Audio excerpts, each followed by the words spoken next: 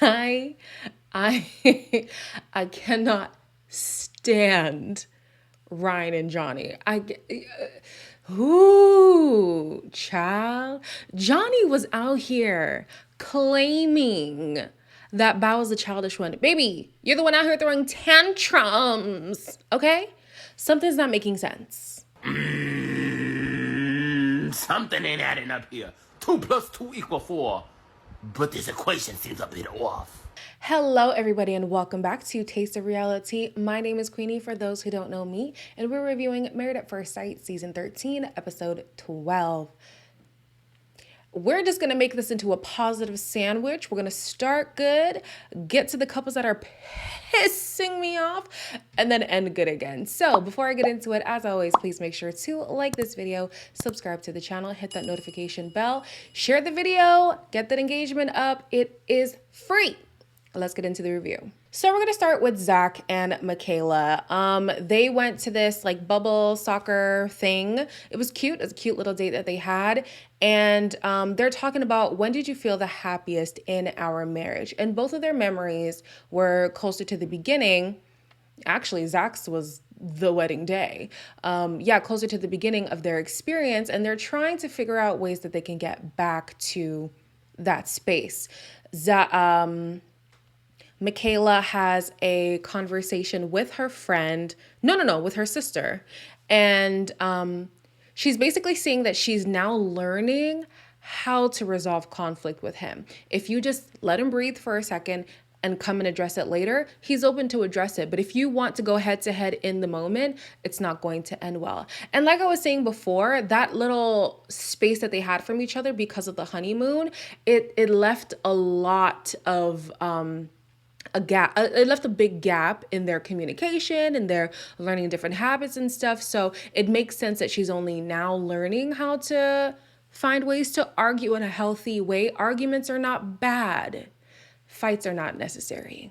That's the difference. So yeah, this is good for them. They also had a little home date situation where they were sharing. Well, it was a poem, but they were sharing affirmations between each other. That was my first time hearing him say that he was loving me in a forever type of way. Feels good to hear him say that. The good thing about this exercise is literally up until this point, obviously talking from when the quarantine of Zach started, it has been all critical. The relationship has been, you are this way, therefore we don't work. You are this way, that's why I'm angry. I'm not going to apologize because I don't feel like I'm wrong. You know, it's always been criticism. What is the negative that I can pull out of the situation? So the fact that they are in a good place, actively working to get back to being in that honeymoon phase. And then also the process of getting there is letting each other know, like, I appreciate when you do this. I'm affirming you in the way that you are and in the union that we have together. It's going to be very helpful in helping them get to, a place of solace, because child, it just looks like turmoil with these two all the time. Still waiting for Hurricane K. Still waiting. I cannot even begin to guess what the conflict is. Like, I don't know. But for right now, they look like they're doing well, so we're just gonna cross our fingers that it stays this way. Rachel and Jose are next. I literally have one bullet point for them. Anyways, they seem to believe that they are in a better place. Jose, I could be reading into this, but I'm going to say what I want to say, and then y'all can let me know in the comments. So Jose says that he has a few trust issues with Rachel, saying that in the summer she tends to get bored, and she's letting him know that I might be, is irritable the word that I'm looking for? I might be irritable when I don't have things to do, when I'm not entertained during my off months. And he was like, well, I know teachers who never truly have a summer vacation. Okay, Rachel's telling you about Rachel. And Rachel's letting you know, if I am bored, I can be hard to deal with. She's actually letting you know this. And he had the audacity, okay, the audacity to be like, well, I feel like now she's just gonna go AWOL and it's giving me trust issues. What's kind of concerning about it is that early on she showed some habits of when things get rough, she bounces. coming from the man who locked her out from a petty misunderstanding and cussed her out for calling her another castmate's name. Not no random man around the way. A castmate. Your closest friend, mind you. I just felt like, of all the people to raise concerns, Jose's not the one. Especially when Rachel is letting you know, this is how I am.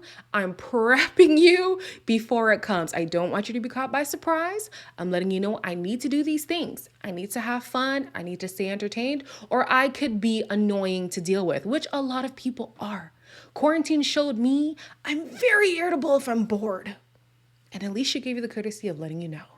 That's really all I have for these two. Like, honestly, I'm so checked out because I feel like this relationship is performative, in my opinion. And I just want to preface, well, I've already said it, but when I say these things, it's literally I'm just watching the show and I'm reviewing, what I see. I'm responding to what I think, what I see. I don't look for spoilers, and I wish everyone well at the end of the season. So even though I'm saying it's performative and they end up being together and I'm like, you know what, good for them, doesn't mean I did not mean what I just said. I'm just saying that that's how I feel right now in the moment. But if they end up making it work, then they make it work, okay? Okay. So on to the absolute BS. Brett and Ryan, I need to see these supermodels that Brett is talking about. I need proof. I would like to see it. The way he harps on, like, okay, let me go in order. Let me go in order. So Brett is wrestling with the idea of wanting to stay in this marriage, but knowing that Ryan doesn't want to, but also knowing that he does not want to disclose that information to her explicitly. So she's having trouble being fully engaged in this thing when the guy that she's matched with would rather be anywhere else, And the problem with this relationship is the fact that he's holding out hope. Oh no, he's painting it as if she can hold out hope, if that makes sense, He already knows he's not in this. He already knows he's out. Why is it not recording? No. Oh, we're fine. I thought my mic stopped recording. Okay. What was I saying? Oh, yeah. In his mind, he already knows, oh, I'm out of this. I'm just seeing the process through. But in her mind, she's like, well, maybe if we give it time, And in an effort to build an attraction between the two of them, she plans a date solely catered around what Ryan would like. Something very high impact, it's physical, it's, obstacle course, parkour. Like, this is his thing. And they bring Rachel and Jose along on the date. You can tell this man cannot fake it anymore because she's struggling on this ramp thingy and everybody but him is offering her encouragement. There you go. Good. Come on. Come on. I'm just like, sir, why are you struggling? We've seen it time and time again of men and women who have checked out of the process, who've said, listen, no, I don't like this person. It's just not there. So it is what it is. I understand. Apparently there's a fine and people don't want to pay the fine. But this is worse. This looks worse. So this week he sits down with his sister. And basically, here's where I'm conflicted. Someone in my comments before was like, well, why would you want him to stay with someone when he's just not attracted to her? And I was saying in the last video, my problem isn't the fact that he's not attracted to her. My problem is the fact that the excuses that he's been giving are trivial things. Like the appearance, like he acknowledges that she's a beautiful woman, but she's not blonde, but she's not petite. Like things, But then this week, he kind of gives more insight, it's a cleanliness problem. She is still high strung in his opinion. The fitness levels are not the same. And I'm like, okay, now these are things that I can get behind because honestly, if somebody is messy, if somebody is inactive, if somebody is constantly stressed, that could, that could tear your relationship or at least cause, great strain. But then his sister says this. Beautiful Victoria's Secret model in front of you, and she was leaving her dishes in the sink. Would it bother you? I'd probably do the dishes with a smile. And so that's where I'm like, that's why I can't get behind Ryan, because not only are you aware that you don't want to be in this relationship and you have not told this woman explicitly, but you're saying if she just had a pretty face, none of this would matter. I don't know. I mean, I'm not a Ryan fan by any means, if you couldn't tell up until now. But this is not a good look for the guy. It's not a good look. So, listen, they even had a moment at the end of the episode where he could have told her these things. He could have brought up the cleanliness. He could have brought up being high strung. He could have brought up the, physical differences. But instead, he's like, well, I sleep on the couch because I feel like this is better than me sleeping in the other. She's waiting for you to tell her what she already knows, what you already want to say. Stop making excuses, bite the bullet, and tell the woman the truth. Just tell her the truth. In a lot of instances, we as people want to spare someone's feelings. More often than not, it does more harm than good. And we all know this. You would rather tell the person and deal with the repercussions than keep somebody in the dark and have to deal with not only the repercussions later, but the anger that goes with being ignorant to the issue. Just tell the woman. Just tell her. On to another hot mess of a union. We have Johnny and Bao. And basically, Johnny says he's 50-50 on the relationship because Bao's dishonest. However, anytime the conversation gets like sexual or she starts flirting with him, it's kind of like his problems go to the wayside. So to me, it almost makes it seem like he wanted a concubine. He wanted a maid. He wanted a sex slave. Those words might get my video flagged by YouTube, but I feel like he really, really believes that he was going to come here and find perfection, and that was going to be it. So he had a conversation with his family, and I'm skipping ahead, but I'm gonna reverse again. And basically, the family was like, "What? Like, what are you talking about?" His mom, I think, was like, "I actually think you are a perfect match," and he says verbatim, I'm gonna read it. He says, "I've been single this long because I haven't settled for less." Well, Johnny, let me ask you a question. How has that worked out for you? Not to say you should settle. That is not what I'm insinuating at all. But the perception that you've had about love, marriage, and relationships has clearly been one that's misconstrued and hasn't led you to any sort of success. So why then would you want to repeat the same cycle that hasn't given you anything fruitful? I would like an answer. So just rewinding a little bit here, she cooked one of her gourmet meals while they were doing Truth or Drink. And he asked the question, do you feel like you've given 100%? And Bao says yes. And he gets upset. He gets upset at that because he feels like he's been putting in 150%.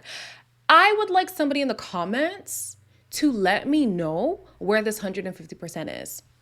Because throughout this season, all we've seen is a constant need for his desires to be fulfilled and not the same energy for Bao. I have not seen Bao truly ask for things time and time again and Johnny stepping up to the table, stepping up to the plate. Child, the table's on the plate. Whatever. Oh no, that's baseball. Child, focus, focus.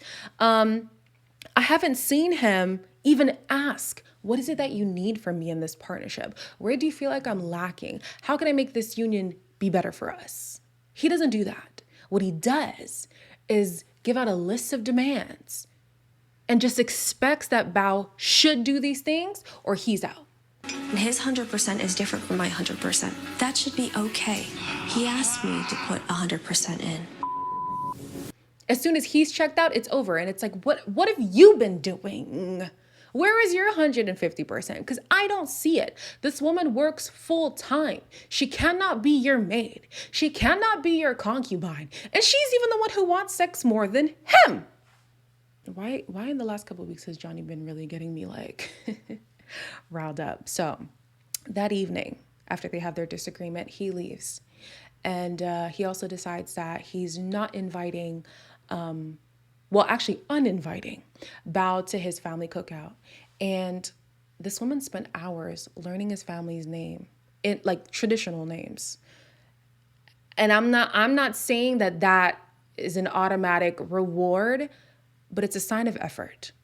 It's a sign of commitment. It's a sign of I'm trying to do something. I'm trying to show you, that I'm here. And at this cookout, I was very confused because he's talking to his mom and his friends or his family or whatever, saying, I need the day-to-day examples. I need the day-to-day effort. I need all these things. Okay, but you've admitted that she cooks. You've admitted that she cleans. You've admitted that she gives you sex, which are the daily things. But to her, it's insufficient. And to your family, that's what you need. But it's being provided and you're not appreciating it. And that's what I'm not understanding. So they had a conversation with Pastor Cal. I'm going to keep flipping my hair because I got my new hair and I feel away. And basically, he calls Bao out on being disingenuous. And she's like, what are you talking about? Everything that I've said has been true. And he co-signed that. But what we realized at the end of the episode is that for him, it's not that she hasn't been putting effort. It's that it's things that he doesn't interpret as effort. So I wrote down here that there's a difference between effort and appreciation. She's been putting in the effort, but it's not the things that he appreciates. Therefore, to him, it doesn't resonate as effort. But to say, I just want her to do anything. No, she has been doing stuff. She has been doing stuff. Maybe he needs to be more explicit. And these are the exact tasks that I need you to do in order to be the wife that I want to be married to. Maybe that's what he needs to do. But to say she hasn't been doing anything is a disservice to her and is a blatant lie. I will stand behind Bao and say that because you lying. Now you just lying. What really upsets me about them, like I said before, is the fact that he feels like he needs the perfect wife. And even Pastor Cal was like, kill that woman. Put her to bed. Put her to rest. She's not here. She was never going to be here. And the fact that Bao is still accommodating to Johnny blows my mind. Blows my mind. First of all, grown-ass woman as you are, professional, giving this man the booty, giving this man the food, cleaning the house with the man, has the audacity to say you're not doing enough. And at the beginning of the season, he was talking about, my dad had all these views of marriage. And, when my mom didn't do that, he wanted to leave. I'm paraphrasing. I don't quite remember. You're your father.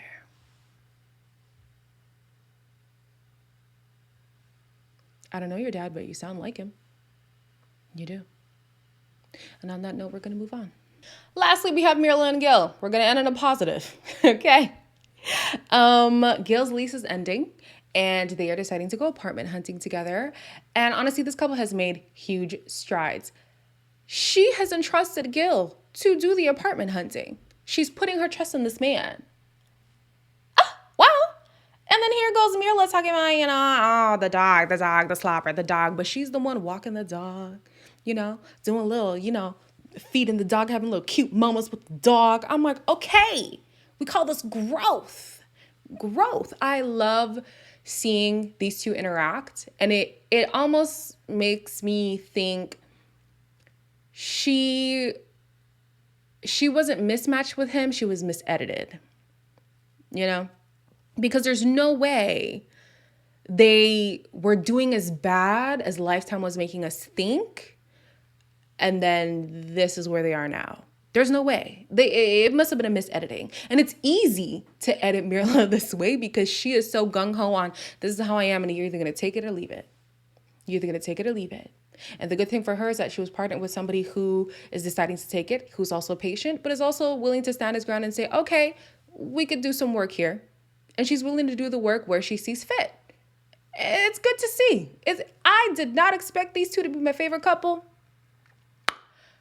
but they're my favorite couple. They are. I'm going to be honest. Yeah, good on y'all. I have nothing bad to say right now. That's it. Oh, well, I'm kind of tired of Gil constantly bringing up the bougie. She's bougie. She's not asking you to fund her lifestyle, so you can let it go. Okay, you could just let it go. So that's it. Yeah, next week, it seems like Johnny is on his BS again. Can't stand him. I'm ready to see Ryan in this whole dating profile situation. What is that? I might have to watch Unfiltered today too, because I need to hear Bao's honest opinion on Johnny's antics. It is too much. As always, you guys, like, comment, share, and subscribe. Share the video with a friend. And I'll see you guys next week.